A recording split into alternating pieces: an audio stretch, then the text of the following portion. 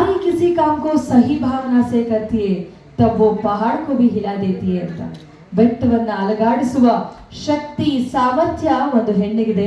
ಹೆಣ್ಣಿನ ಸಾಮರ್ಥ್ಯದ ಬಗ್ಗೆ ಮಾತನಾಡೋದಾದ್ರೆ ಹೆಣ್ಣೆಂದರೆ ಕೇವಲ ವಸ್ತುವಲ್ಲ, ಪುರುಷನ ಭೋಗದ ವಸ್ತುವು ಅವಳಲ್ಲ, ನಾನೇ ಅವಳು, ಅವಳೇ ನಾನೆಂದ ಅರ್ಧನಾರೀಶ್ವರನ ರೂಪ ಅವಳು.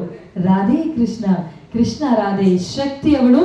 ಹಾಗಾಗಿಯೇ ಅವಳ ಶಕ್ತಿ ಸಾಮರ್ಥ್ಯವನ್ನು ಅರ್ಥಕೊಂಡಂತಹ ನಂಜುಂಡೇಶ್ವರ ಈಶ್ವರ ಅವನ ಇಡೀ ಅರ್ಧ ದೇಹವನ್ನ ನೀಡಿ ಅರ್ಧನಾರೀಶ್ವರನಾಗ್ತಾನೆ. ಕೃಷ್ಣ ನನ್ನ ಹೆಸರಿಗೆ ಮೊದಲು ರಾಧೆಗೆ ಹೆಚ್ಚಿನ ಮಹತ್ವವನ್ನು ನೀಡಬೇಕು ಅಂತ ಹೇಳಿ ರಾಧೆ ರಾಧೆ ಅಂತ ಕೃಷ್ಣನೇ ಕರೆದು ರಾಧೆ ಕೃಷ್ಣನಾಗ್ತಾನೆ. ಹೆಣ್ಣಿನ ಮಹತ್ವವನ್ನ, ಸ್ತ್ರೀ ಶಕ್ತಿಯನ್ನ ಅರಿತುಕೊಂಡಂತಹ ನಮ್ಮ ಸಮಾಜ ಭಾರತ ಮಾತೆಯನ್ನ ತಾಯಿ ಹೋಲಿಸ್ತೇವೆ, ಪ್ರಕೃತಿಯನ್ನ ಮಾತೆ ಹೋಲಿಸ್ತೇವೆ, ಹರಿಯೋ ನದಿ ಬೀಸೋ ಗಾಳಿಯಲ್ಲಿ ತಾಯಿಯನ್ನ ಕಾಣ್ತೇವೆ, ಹೆಣ್ಣಿನ ಸಮರ್ಥತೆಯನ್ನ ಕಾಣ್ತೇವೆ.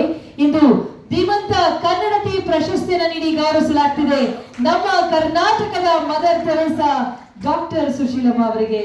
ದಯಮಾಡಿ ಎಲ್ಲರೂ ಒಮ್ಮೆ ಎಲ್ಲರಲ್ಲೂ ಒಂದು ಸವಿನಯ ಪ್ರಾರ್ಥನೆ, ಎದ್ದು ಇಂತು ಚಪ್ಪಾಳೆನ ನೀಡಬೇಕು ಅಂತ ಹೇಳಿ ಕೇಳ್ಕೊತೀನಿ.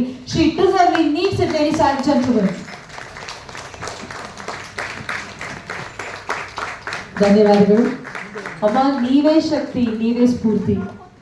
ನಿಮ್ಮ ಆಗಮನದಿಂದ ಇನ್ನಷ್ಟು ನಾವು ಶಕ್ತಿವಂತರಾಗಿದ್ದೇವೆ. ಧನ್ಯವಾದಗಳನ್ನ ತಿಳಿಸ್ತಾ ಬಂಧುಗಳೇ, ಶ್ರೀಮತಿ ರಾಜೇಶ್ವರಿ ತಿಮ್ಮಣ್ಣ ಹೆಗಡೆ ಅವರನ್ನ ವೇದಿಕೆಗೆ ಬರಮಾಡ್ಕೊಳ್ತಾ ಇದ್ದೇನೆ.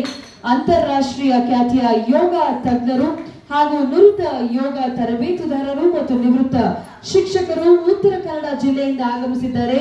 ಧೀಮಂತ ಕನ್ನಡತಿ ರಾಜ್ಯ ಪ್ರಶಸ್ತಿಯನ್ನ ಸ್ವೀಕಾರ ಮಾಡೋದಕ್ಕೆ ತಮ್ಮೆಲ್ಲರ ಚಪ್ಪಾಳೆಯೊಂದಿಗೆ ಶ್ರೀಮತಿ ರಾಜೇಶ್ವರಿ ತಿಮ್ಮಣ್ಣ ಹೆಗಡೆ ಅವರನ್ನ ಅತ್ಯಂತ ಗೌರವದಿಂದ ವೇದಿಕೆಗೆ ಬರಮಾಡ್ಕೊಳ್ತಾ ಇದ್ದೀವಿ.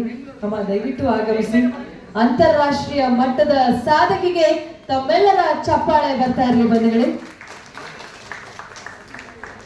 ಧೀಮಂತ ಕನ್ನಡತಿ ರಾಜ್ಯ ಪ್ರಶಸ್ತಿಯನ್ನ ಸ್ವೀಕಾರ ಮಾಡ್ತಾ ಇದ್ದಾರೆ.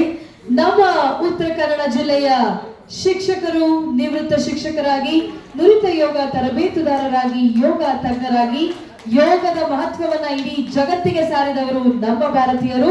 ಚಪ್ಪಾಳೆ ಬರಲಿ.